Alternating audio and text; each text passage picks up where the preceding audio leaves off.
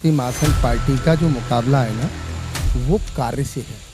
हम किसी पार्टी से मुकाबला करने ये क्या? जो ये करप्शन जो कहा था मोदी जी आए थे जिस अपने मैनिफेस्टो में लेके कि मैं बाहर से पैसा मंगाऊंगा, क्या वो आया आज तक?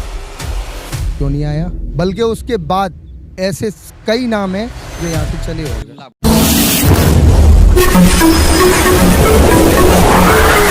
मैं एम नफीस रशीद, आप देख रहे हैं भारत न्यूज़ 247।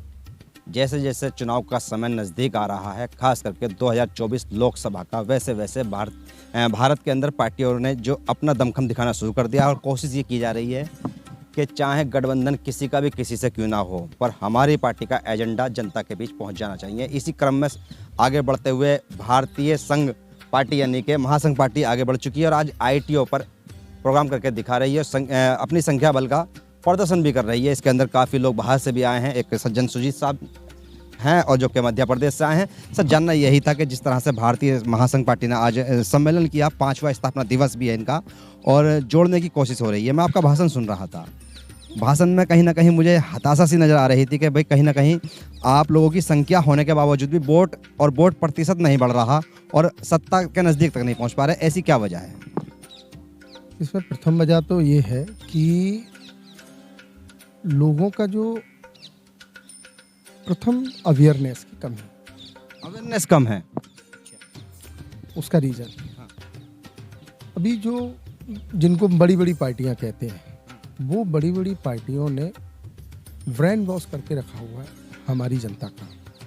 उन्होंने इतने बड़े सपने दिखाए हैं लोगों को कि लोग उससे बाहर निकलना ही नहीं चाह रहे। जातिवादी का हो, चाहे किसी भी जातवाद को ले लीजिए आप, एक मुद्दा उनने धारा 370 को ले लिया, उन्होंने राम मंदिर को ले लिया और हिंदुत्व का नारा लगा दिया। हमें केवल हिंदू से मतलब, अरे ये जो देश है हमारा, इसको हम भारत कहते हैं, ये सर्व समाज से बना हुआ है। यानी आप मानते हैं कि ये जो नारे हैं, स्लोगन जो कहा जाते हैं कि हिंदू तब, जय श्री राम और 370, ये नहीं होने चाहिए? नहीं होने चाहिए, लेकिन इसमें सभी लोगों को शामिल किया जाए। सब कैसे शामिल हो सकते हैं? इसको दलित नहीं मानते हैं, इसको मुस्लिम नहीं मानते हैं, इसको राम को कौन नहीं मानता? दलित क्यों नहीं मानेंगे? हिंदू तब को तो नहीं मानते ना कोई भी। हाँ? हिंदू तब को तो नहीं मानते कोई भी। हिंदुत्व को क्यों नहीं मानते? दलित आज मध्य प्रदेश क्यों चाहेगा कि एक समुदाय की, एक धर्म की सत्ता हो, संविधान की क्यों ना बात हो, सेकुलर की बात क्यों ना हो? बिल्कुल संविधान, इसी को तो कह रहा हूँ मैं भी। मैं वही कहना चाह रहा हूँ जो इन्होंने जो बना के रखा हुआ है, मैं वही फिर कह रहा हूँ, ये ब्रेन वॉश है, ये ब्रेन वॉश। अंदर में बैठी पार्टी बीजेपी के ऊपर बिल्कुल वो ब्रेन वॉश कर रही है। बीजेपी ब्रेन वॉश कर रही है। बिल्कुल सारे लोग उनके साथ हैं। हाँ साथ हैं, कल हमारे साथ होंगे। क्या बीजेपी के साथ पहले थे? तो आप राम मंदिर कहाँ से लाके दोगे उनकी तरह? राम मंदिर नहीं लाके देंगे, और भी बहुत सारे मुद्दे हैं भाई साहब। हटाओगे आप उनकी तरह? सर 370 जब मुद्दा ही नहीं है, हम उसको दोबारा क्यों? भी नहीं है हमारे पास मोदी नहीं है, लेकिन हमारे साथ विनोद जाजी है। आपके पास अमित शाह भी नहीं है? हमारे पास विनोद जाजी हैं। वो अमित शाह जी का मुकाबला और मोदी जी का मुकाबला कहाँ कर पाएंगे? आप फिर संख्यागत चले गए। आप फिर संख्यागत चले गए। उनके पास सिस्टम है बहुत बड़ा। हाँ सिस्टम है उनके पास। ठीक है, बना रहने दो, कल हमारे पास होगा। बिल्कुल होगा। जब लोगों को हमारी बात समझ में आएगी, हमारे जो लोग हैं, हमारी जो जनता है, ये भूली है। देखिए सुजीत साहब, बात सवाल ये बनता है कि इतनी बड़ी पार्टी, इतनी बड़ी पार्टी, इतना बड़ा संख्या बल, उसका मुकाबला कैसे आपके पास? बोली है जनता।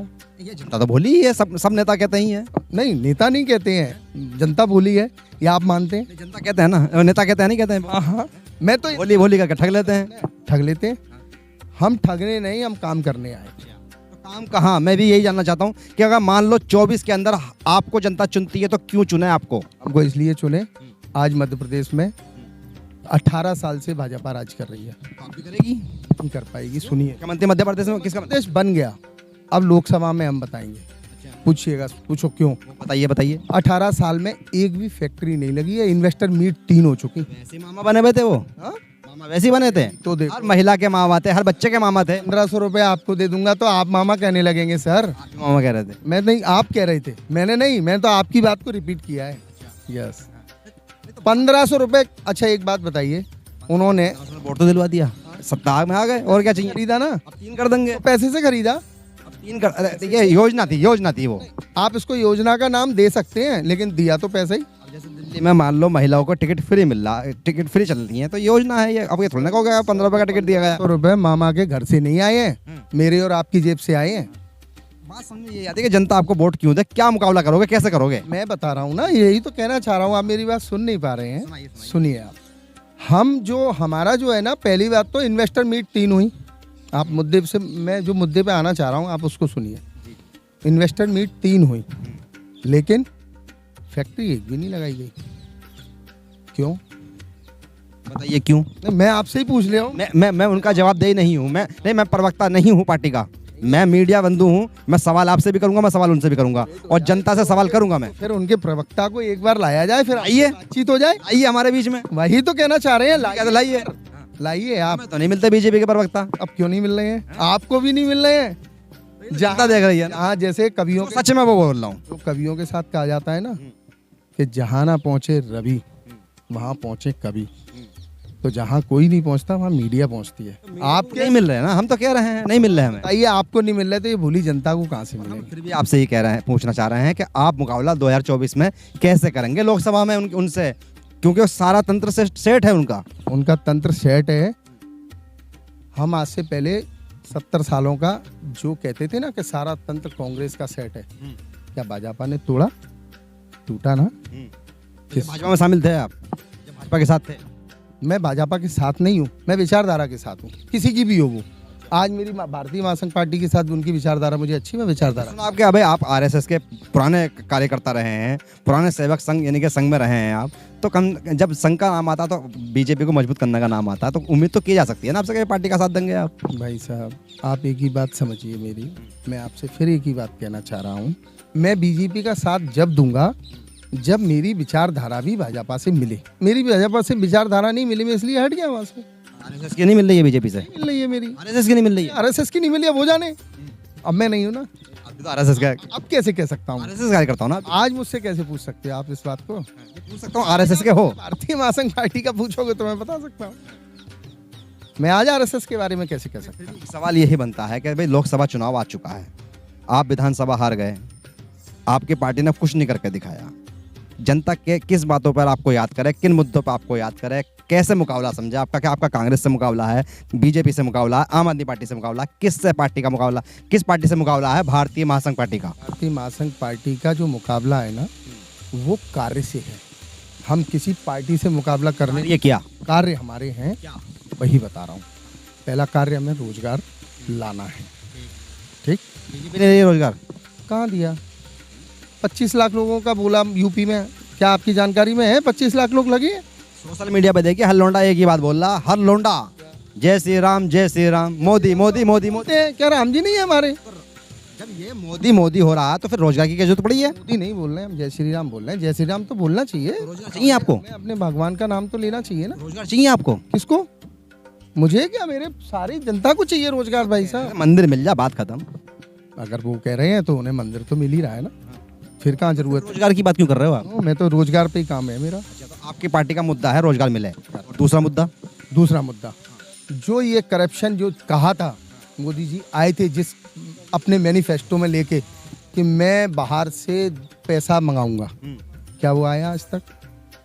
क्यों नहीं आया? बल्कि उसके बाद ऐसे कई नाम हैं जो यहाँ से चले और गए। बोल दिया गया, अमित शाह ने बोला, जुमला था वो, तो चुनावी भाषण आप भी बोल दो ऐसा। तो मैं अमित शाह जी, अमित तो 25 लाख देंगे, शाह जी तो बोल सकते हैं। अभी मैं आपका भाषण सुन रहा था, आप कह रहे थे कि भाई हाँ बहुत सारा पैसा आएगा। बहुत सारा पैसा आएगा कह रहे थे अभी। हम अगर मेजोरिटी से आते हैं और हम नहीं लाके दिखाएं तब हम बात करेंगे जहाज साहब आपके समर्थन में आके कह देंगे अरे यार सुजीत ने तो जुमला बोल दिया था ना। जब झा साहब के स्टेटमेंट के मेरे सामने दे देंगे। हाँ बताइए आप, मैं अभी झा साहब को बुला लेता हूँ। ये तो हो गया दूसरा मुद्दा आपका, कि आप विदेश में फंसा पैसा भारतीय लोगों का लाएंगे। तीसरा मुद्दा? तीसरा मुद्दा, हमारे मध्य प्रदेश में पिछले 18 वर्षों से किसी भी तरीके का कोई विकास नहीं हुआ है। आप आके देखिए मध्य प्रदेश में, आज भी हमारा आदिवासी जिस जगह था वहीं है। ये पार्टी कैसे सत्ता में आ गए दोबारा? कैसे सत्ता में आ गई ये तो वही जान सकते हैं, मैं कैसे? क्यों नहीं, क्यों सर झूठ कुछ दिन चल सकता है। सुनिए, मैं एनालिसिस सर नहीं हूँ, आप समझिए। नेता तो हैं पुराने? नहीं हूँ। पुराने नेता तो हैं, इलेक्शन लड़ चुके हैं, सारी बातें जानते हैं आप। मेरी बात सुनिए पहले, मैं वोट नहीं हूँ, अब पिटीशन जाहिर हुई है, खुलने तो दो, सब आपके सामने आएगा, पिटीशन में क्या उम्मीद करते हो आप? सब काला सच निकलेगा। क्या सच निकलेगा? ईवीएम का सच आपको भी मालूम पड़ेगा। ईवीएम राहुल गांधी नहीं बोल रहे, ईवीएम पर आप बोल रहे हो। राहुल गांधी बहुत बड़े नेता हैं, वो क्यों बोलेंगे? मायावती नहीं बोल रही, वो क्यों बोलेंगे? उनको राज्यपाल बना, आप क्यों बोल रहे हो? उनको बनाएंगे। ये सब झूठ है, ये कि ईवीएम का गड़बड़ है। बीजेपी को वोट दे रहे हैं लोग। बीजेपी को वोट नहीं दे रहे हैं, जहाँ जहाँ समय की विलंबता हुई है वहाँ के परिणाम अलग संघ हैं। मजबूत है उसके पीछे। मैं क्या संघ की सुने तो वो सुनते हैं, मोहन भागवत जो कहते हैं वही होता है। आप अभी जानकारी बढ़ा जानकारी पूरी रखता हूँ सर मैं, नहीं है सर, पूरी जानकारी मेरे पास में। ये जानकारी बढ़ाइए, बढ़ाइए। बात यही आएगी कि चौथा मुद्दा क्या होगा आपका? हमारा चौथा मुद्दा पार्टी के हमारे राष्ट्रीय अध्यक्ष जो तय करेंगे, आप मानोगे? हम उसको मानेंगे और उसी राह पे हम चलेंगे। यानी कि आप भी वही चलोगे कि भाई जो पार्टी कहेगी वही होगा? भाई पार्टी पार्टी से हट के नहीं। से हट के कौन काम करेगा? विचारधारा मोहल्ले की, गांव वालों के, समाज की होनी चाहिए ना। हम खुद कह रहे झा साहब आपकी बात नहीं मानते हैं। हैं, कौन झा साहब नहीं मानेंगे? आज हम संघ को झा साहब की मानोगे? नहीं, हाँ हम झा साहब की मानेंगे, झा साहब को भी हमारी बात माननी पड़ेगी। हाँ, मैं ये तो कह रहा हूँ कि तो फिर पार्टी की विचारधारा क्या है फिर? विचारधारा में 3 कार्य मैंने आपको बताए। हमारे यहाँ आज भी स्कूलों की बहुत शिक्षा का बड़ा अभाव है, आज भी शिक्षा का बहुत बड़ा अभाव है हमारे यहाँ। आज हॉस्पिटलिटी देखिए आप, मध्य प्रदेश में बहुत स्थिति खराब है हॉस्पिटलिटी की। इन सब चीज़ों को सुधारना है हमें। फिर भी हम तो ये कहेंगे, फिर भी जनता ने चुना है उनको, भाई सम्मान करो उनके चुने जाने का। नहीं, मैं क्यों करूं?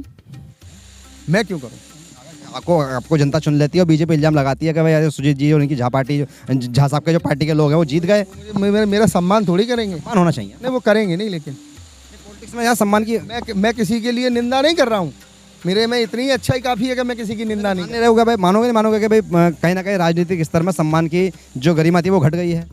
राजनीति दोबारा राजनीति में जो सम्मान की गरिमा थी वो घट गई है। क्यों घट रही है? सब बोल ही रहे, कोई इसका सम्मान ही नहीं करता।